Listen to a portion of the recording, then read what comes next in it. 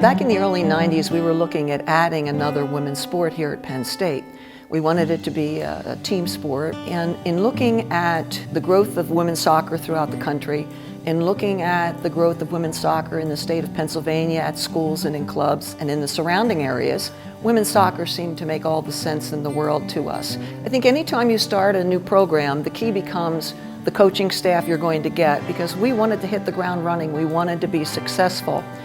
So we looked at who was going to be a perfect fit for Penn State. It had to be somebody that we felt was a teacher that would promote the academic and athletic excellence of Penn State and who believed in the Penn State philosophy. With recruiting, we knew we needed somebody that had some national credentials, who a lot of the elite players would know the name of. And Pat Farmer was an applicant for us at that time. He'd had a very successful career at Ithaca and with the U.S. teams. So we looked at everything across the board, and he seemed to be the perfect fit for us at that time. Putting it together at the beginning was the reason for taking the job. I thought, ooh, you get a chance to start something when they were just starting in the Big Ten. First thing was trying to find an assistant coach. I wanted somebody young and who could play, and I thought it was going to be a lot of teaching involved, and so I wanted somebody that could demonstrate and play and had a good mind. They sort of fought the idea that I would hire someone young, but we actually hired Paula Wilkins, and she was still in school. So I had to wait for her to graduate in May, and so from January to May I was here by my lonesome getting players and setting stuff up and recruiting and that. So it was not quite a one-man operation for a while, but until you got kids here on campus and they could meet some other people, it was pretty much me sort of convincing them to come and then talking to Paula on the phone. For me, the opportunity to coach at Penn State coming out of college and having the opportunity to come back to my home state and be part of building a team and a culture at Penn State was thrilling. I don't think I realized what a great opportunity I had gotten at the time because of my youth. I was just excited to stay a part of soccer, and I kind of came in guns a-blazing, not knowing anything different than what I had come from playing. And it was a great opportunity because for me, Coach Farmer was the best mentor I could ever have as a coach. He gave me a lot of responsibilities right off the bat, and even if I didn't know what I was doing, he trusted me to move the program in the right direction. Certainly at the beginning, the inspiration here for the players was kids were coming to a place that would compete right off the bat. And I thought that was our focus for recruiting here, that you'd sell the school and the program's potential. I think anytime you're recruiting to a new program, nobody knows what to expect. If there's good players already there, a lot of players are confident that they'll have good players around them. So finding the players who were a little different, who wanted to change the program. In those early years, they really built the foundation of what was going to happen to the future. Back when I was being recruited, there were two things that stuck out in my mind right away, and it was the people and the mentality. I just felt like everyone was genuine. Obviously, the soccer was really, really important to me, and I remember basically looking at the rankings and kind of picking top teams to kind of play for, and I remember looking at Penn State and thinking, these players have it. They're almost there. They're right there. They're knocking at the door. And I remember thinking, if I go there, these are the players that I want to play with and/or emulate. So for me, it was an easy sell. It just felt like home. Growing up, blue-collar work ethic, I felt like Penn State had the culture that really fit who I was as an individual. I feel like I'm a strong part of the history, and it's important for me throughout my whole life to know that I was a part of building something that was greater after I'd left. There's so many things that you can kind of think back on with our coaches. Obviously, I had 2 years with Pat Farmer as head coach, and then Paula Wilkins took over for 2 years, my last 2 years. We'd be in practice, and for whatever reason, Farmer inevitably just starts storming off in another direction. And he would 1, 2, 3, 4, 5, 6, 7, 8, 9, 10. 1, 2, 3, 4, 5, 6, 7, 8, 9, 10. And every one of us would look around like, what do we do? And without fail, seamlessly, Paula would just step right in, and she would just start coaching like nothing happened. And Farmer would disappear for 10 to 15 minutes, blow off whatever steam he had to blow off, and he would turn around, and all of a sudden he'd be there again. When I was leaving, bad career choice, but like anything else, I like the challenge. So the challenge in starting a whole new pro league, as well as a team, that was intriguing to me. But I told them at the time, I told the kids and the administration that the team will get better. Paula will do a better job than I did, and she did. I was happy for Coach Farmer that he made the decision, but I was also scared to death because most importantly, I didn't want to let the school, the athletic department, or the players that there at the time down. So I put a lot of thought into the decision. I actually remember that I thought I can't do this unless I have the backing of the players. I think I was 27 years old at the time.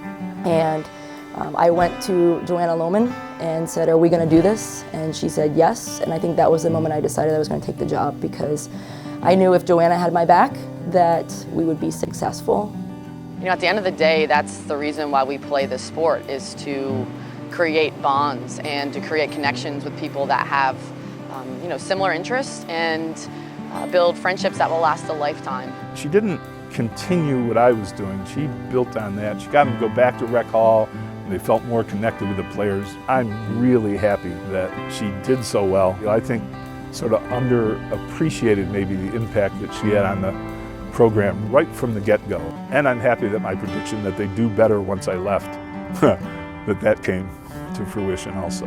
Well, the foundation was built, so because of the success, we were able to recruit even better players, and it kind of built onto it.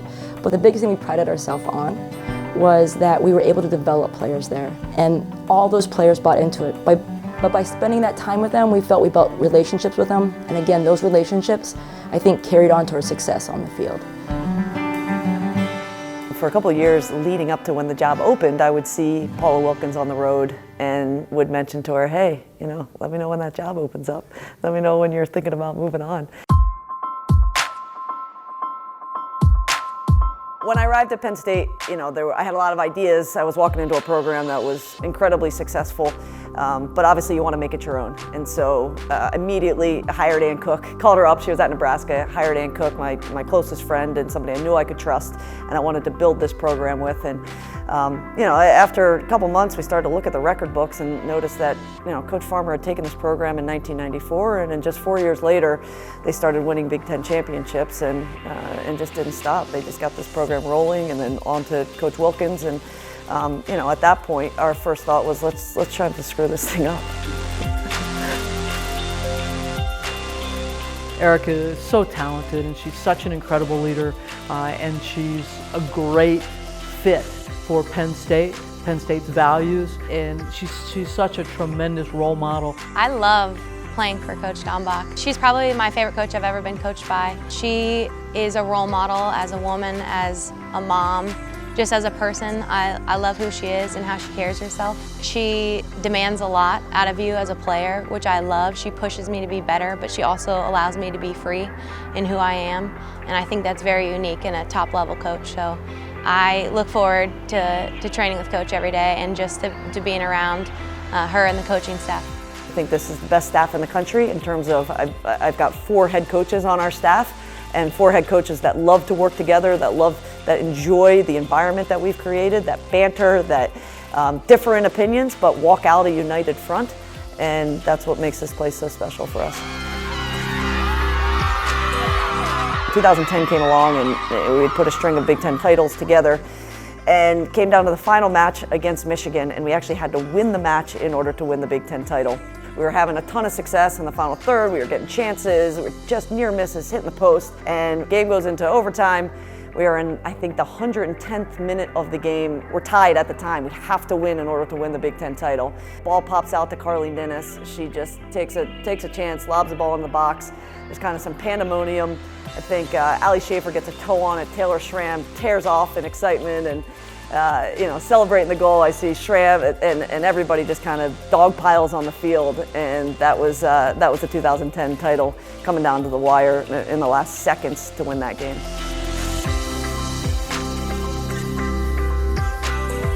I feel very honored to just be part of this team. You know, it's definitely a responsibility to keep that tradition alive of excellence, and we have this quote, we say we play play for those who came before you. And I think it's the same concept. It's playing for Penn State, but it's such an honor, such a responsibility, and it's our duty to just go out there and fight, just fight for that tradition.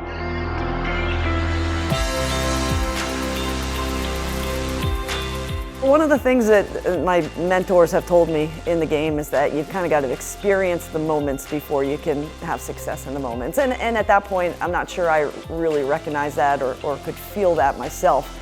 Until that 2012 tournament, it was a dream season. It was a thrill. We went out to San Diego and we played Florida State in that semifinal match. Again, another game that we're up a goal going into the last minutes of the game, and they get an equalizer with a minute left, and you think, wow, God, all the momentum has just shifted in Florida State's favor. We go to the sideline, and as a coaching staff, we started to regroup, and we look over, and there is Maddie Evans and Christine Nairn and Rocky and Schramm and Hayes kind of in the middle of a circle, in their teammates' faces, kind of pointing at them going, there is absolutely no way that we're walking off this field anything less than winners in this game.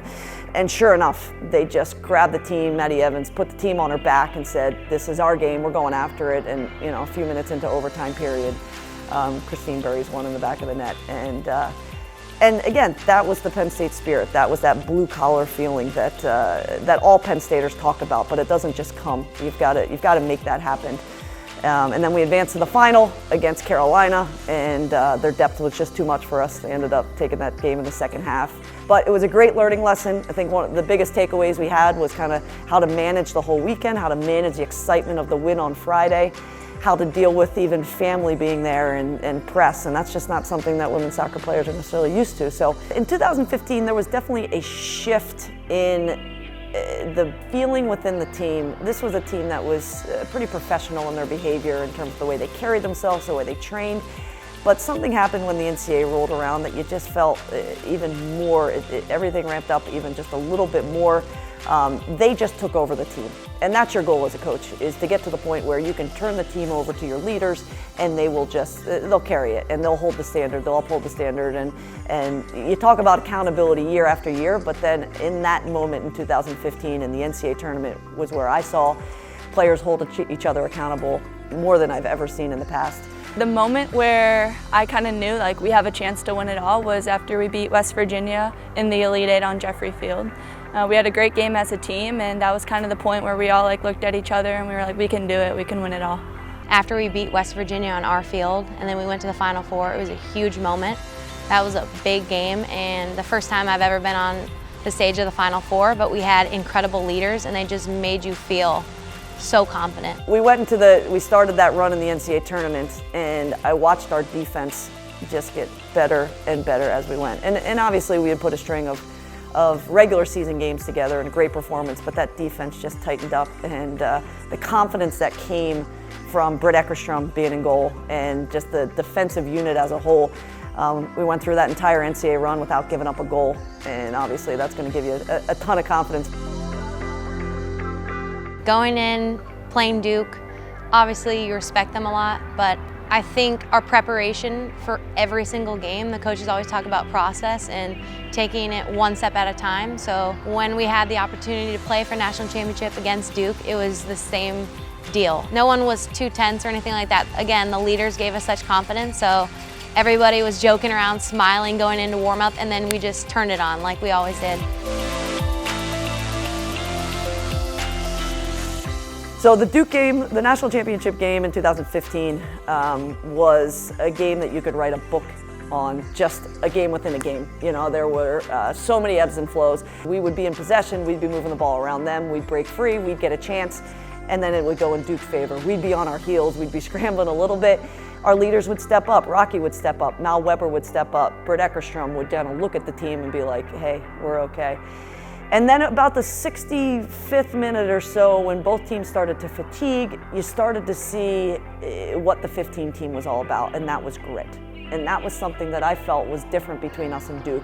Both teams had great soccer, great players, good leaders, but the grit in the 15 team was what allowed that team to win. And so in those last few minutes of Duke, ball goes out wide into Mal Weber. She's streaking down the right flank. Rocky gets into the box. Mal puts a ball across to Rocky. Rocky's back to goal. It was a moment that I think we trained every single week in a training exercise we call punishers. So the ball goes into the player in the box. They've got defenders on their back. They spin the defender and get a strike on goal. And that exact moment presented itself with a few minutes left in the national championship game. And who better for it to be with than Raquel Rodriguez, the Herman Trophy winner that year. Rocky turns, she buries it, and then once she went up 1-0, I looked out on the field and I thought, wow, now we've got to hold off Duke. And then I looked down the field and I go, we're going to hold off Duke. So many emotions. Yeah, I mean, so much excitement, laughter, but it was also a lot of focused energy after that point because we knew we still had some good time left in the game. So it was an incredible goal, incredible moment, and one that I'll remember forever. So what made 2015 so different and so special? And Ann Cook and I have talked about this every time. We had a vision for when we came into this program, and that was success with honor. And that was, we wanted to win championships, we wanted to win national championships, but there was only one way in our mind, and that was appreciating all 26 or however many student athletes you have on your team and helping the 26th player in terms of minutes feel as invested as your Herman Trophy winner. And that moment when the team lifted the trophy and I looked out at Teddy Chase, who was that senior that had not been out on the field but was as invested as anybody on the team, and she's holding that trophy high above her head, and the smile on her face tells you everything, that she knew that she had just as much of an impact on that season, on that championship, as Raquel Rodriguez, as Britt Eckerstrom.